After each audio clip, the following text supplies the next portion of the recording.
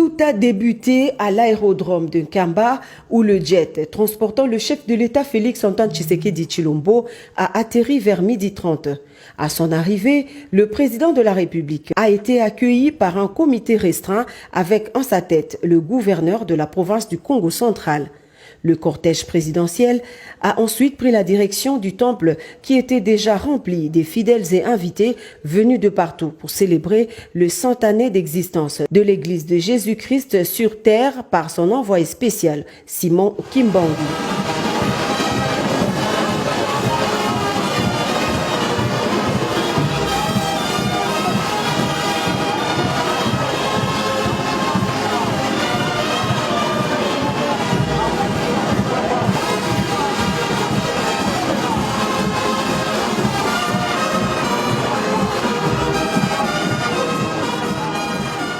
Après un bref entretien avec le chef spirituel, son éminence Simon Kimbangu Kiangani, le chef de l'État a été conduit dans le temple pour le culte. C'est sous le son de la fanfare mêlée au chant en l'honneur de leur hôte de marque que les fidèles kimbanguistes ont accueilli le chef de l'État dans ce temple mythique qui n'a laissé aucune chaise vide parmi les 37 000 places assises dans sa capacité d'accueil.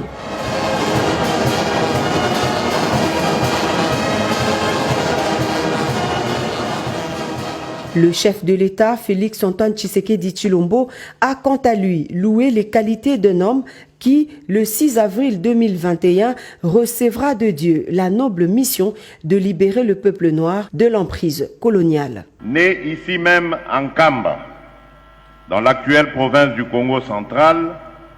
un certain 12 septembre 1887, le prophète Simon Kimbangu fut un homme au départ ordinaire, à qui, selon les témoignages concordants,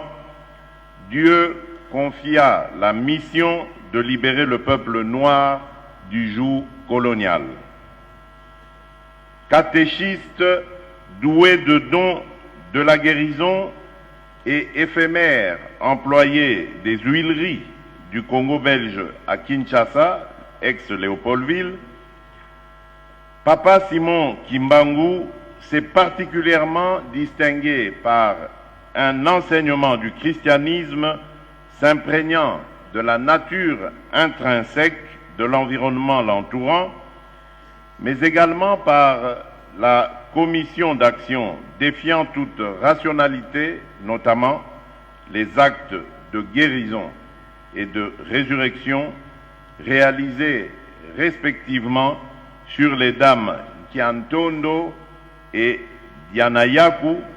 à Ngombelutete au commencement de son ministère au mois d'avril 1921. Pour le chef de l'État, la commémoration du centenaire de l'église kimbanguiste doit nous rappeler le combat mené par les martyrs des indépendances africaines dont fait inexorablement partie Papa Simon Kimbangu pour s'être dressé contre l'oppression et l'injustice. Félix-Antoine Tshisekedi Tshilombo a également honoré la mémoire d'un compatriote parti du village de Nkamba, doté d'un courage et d'une endurance exceptionnelle et dont la popularité antérieurement locale s'est muée en un rayonnement mondial. Voilà qui vaut cette grande annonce qui a suscité de l'émoi chez les fidèles. Le garant des institutions de la République a chargé les présidents des deux chambres du Parlement présents à cette célébration d'inscrire pour le compte de la session en cours une loi qui fera du 6 avril de chaque année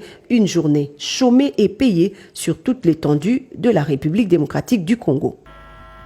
Pona kosukisa na lingina loba boye awa ba présenter bino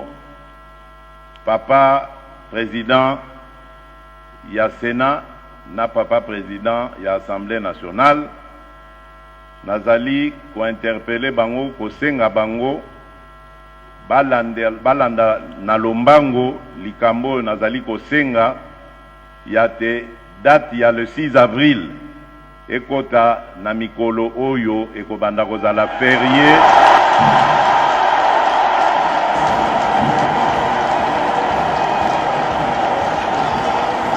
Le Le chef spirituel, son éminence Simon Kimbangu Kiangani, a remercié le président de la République pour avoir tenu promesse.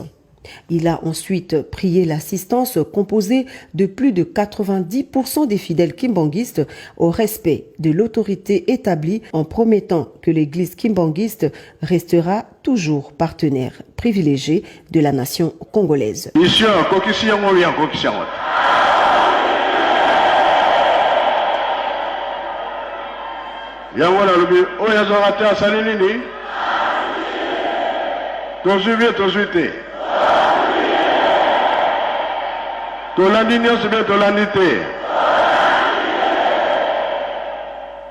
Auparavant, le directeur de cabinet du chef spirituel a donné la symbolique du 6 avril avant de retracer succinctement l'histoire de la vie du prophète Simon Kimbangu et les grandes lignes du kimbanguisme, un mouvement lancé par son initiateur avec comme leitmotiv la libération de l'homme noir.